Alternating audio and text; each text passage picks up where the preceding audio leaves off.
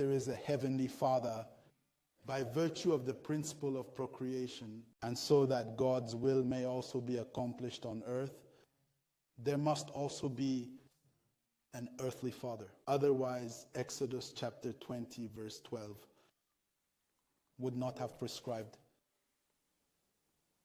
to honor his father. Only then would it have been written in this verse, in this commandment, honor your mother. And yet, the existence, the possibility of a statement limited to a reference to the mother in the commandment of Exodus 20:12 would have been simply unthinkable, impossible. The fact is, it is worth recalling our memory that woman was created after man to help man, and not the other way around. This is exactly what you read in Genesis chapter 2, verse 18. Even though, indeed, the woman rather embroiled humanity into its own doom by taking the place of the failing man.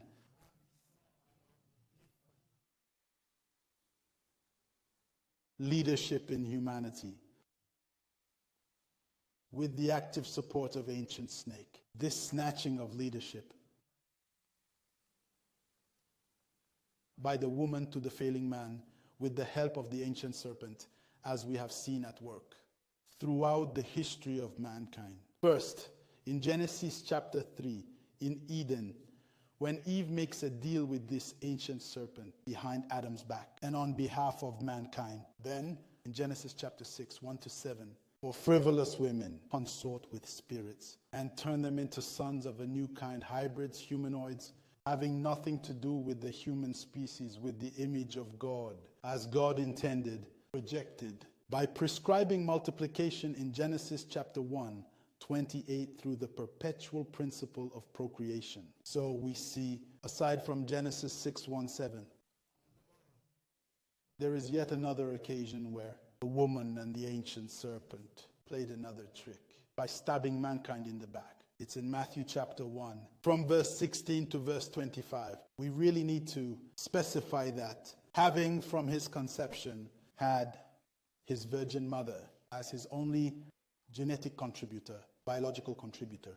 The Jesus Christ of Christianity thus received a chromosomal endowment of 23 chromosomes, including chromosome X. Lacking a male biological carnal father, the Christian Christ could not accumulate the required imperative total of 46 chromosomes, which constitute the DNA of the human species, the genetic code of humanity. And so, a Christian Jesus Christ hybrid who doesn't even have the genetic code of the human species, and you still call him human being? Really? Wow! It is important to emphasize that Genesis 1 states that God created several species on earth, and the human species is one of those species to which God has given leadership. The genetic code of the human species is invariable. It's an invariant because it's a standard imposed by God himself. And for good reason. The human being is not a being which he drew at random.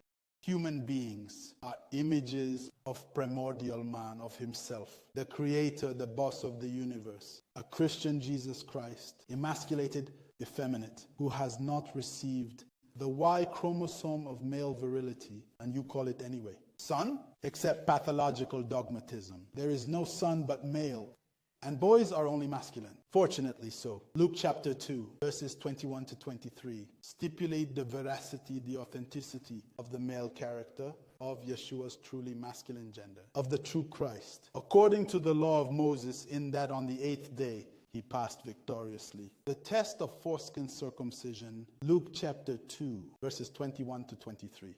We have here definite proof that the true Christ was really son of man, a male son, son of a man. For her part, the virgin intended, to carefully rule out any male progenitor, any earthly father, to make sure she only had a child with the Spirit. How do you manage in these conditions to claim except fundamental dishonesty? That a child born of this unnatural relationship between a virgin and a spirit would be a son of man? Son of man, but which man then? Son of what man then? Since precisely he is the son of no man on earth, no biological parent, of no earthly father. Son of man? Okay, but son of what man then? Is a spirit a man? You may not have been paying enough attention to the warning that has been marked out in anticipation of a time of confusion such as this, the true Christ himself. And he has done so patiently and powerfully in Matthew chapter 24, verses 3, 15, 24, and 37.